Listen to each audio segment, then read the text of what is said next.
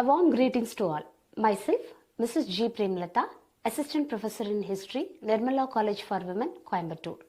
In this module, I am going to explain about People's Union for Civil Liberties. People's Union for Civil Liberties is a human rights body formed in India in the year 1976 by socialist leader Jayaprakash Narayan as the People's Union for Civil Liberties and Democratic Rights.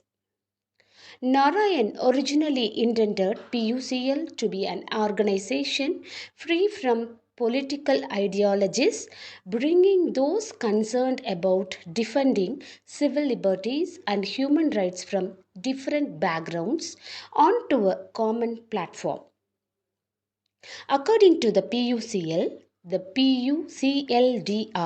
was a loosely organized group of people who were working with Narayan, a prominent figure in the Indian opposition in the 1970s.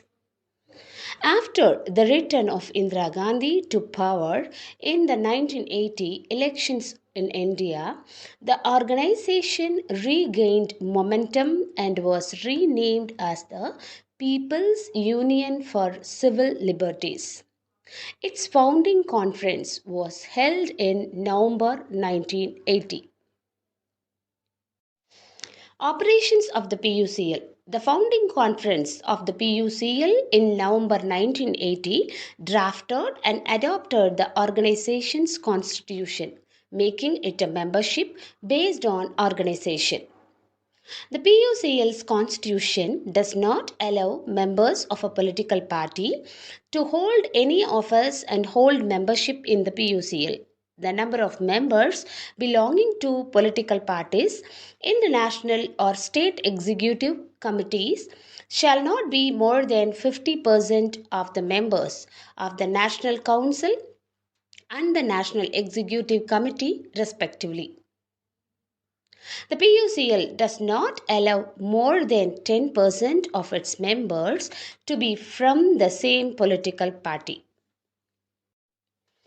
It publishes a monthly journal in English, the PUCL Bulletin, that was founded by Satish Jha, Arun Jaitley, Smithu Kothari and Neeraja Chowdhury, and helped bring a large number of people to the fold of PUCL. PUCL also organizes a JP Memorial Lecture on March 23rd every year, the date on which the Indian state of emergency was lifted in the year 1977. It presents its Journalism for Human Rights Award, which carries a citation and an award of Rs 20,000. PUCL, as its policy, does not accept money from any funding agency, Indian or foreign. All the expenses are met by the members, the office bearers, and the activists. The PUCL supports grassroots movements that focus on organizing and empowering the poor, rather than using state initiatives for change. The PUCL has worked on the issue of the hundreds of people detained by India and Pakistan government and accused of espionage after trivial crimes like minor trespassing, a problem linked to the tension caused by the Kashmir conflict. PUCL today. There are some major areas of activity in PUCL. Ever since 1980, the organization has been expanding its membership and has established branches in almost all the states of India. Some of them have been good at mobilizing public opinion through public demonstrations, while others have more successfully pursued public interest litigation in the courts. Their area of interest varies according to the interests and capacities of the elected office bearers and active members. The major areas of action have been mobilizing public opinion in favor of a better climate for protection of civil liberties in the country.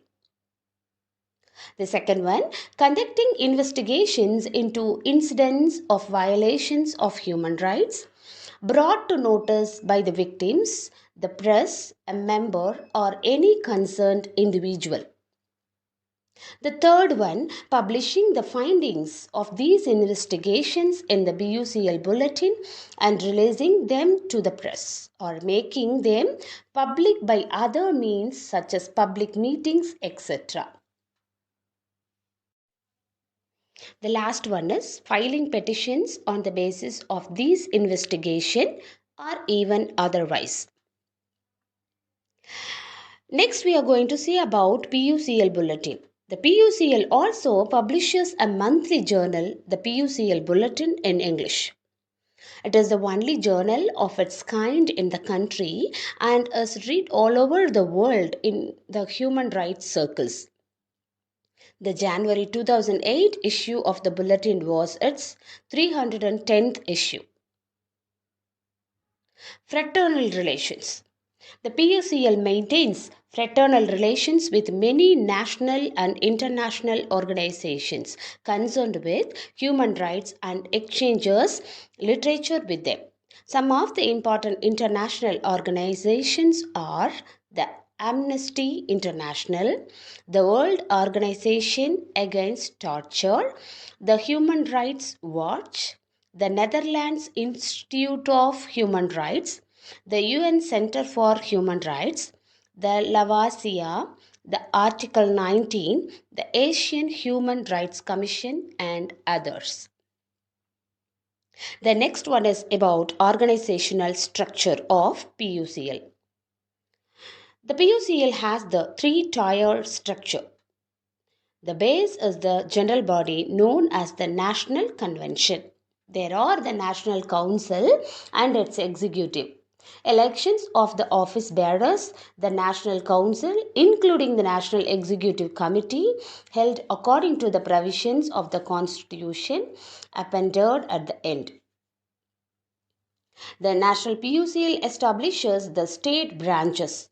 The structure of a state branch follows the pattern at the national level. The state branch and its office bearers organize and coordinate the working of the organization in the state concerned. They are responsible for establishing local branches in the districts, cities, and towns. The last one is about branches of PUCL. The PUCL has its branches in almost all the states. The National PUCL and the Delhi State PUCL always act in close coordination as both the officers work from Delhi. The Mumbai PUCL has been established as a branch separate from the Maharashtra. Hope you got an idea about People's Union for Civil Liberties. Thank you. Have a nice day.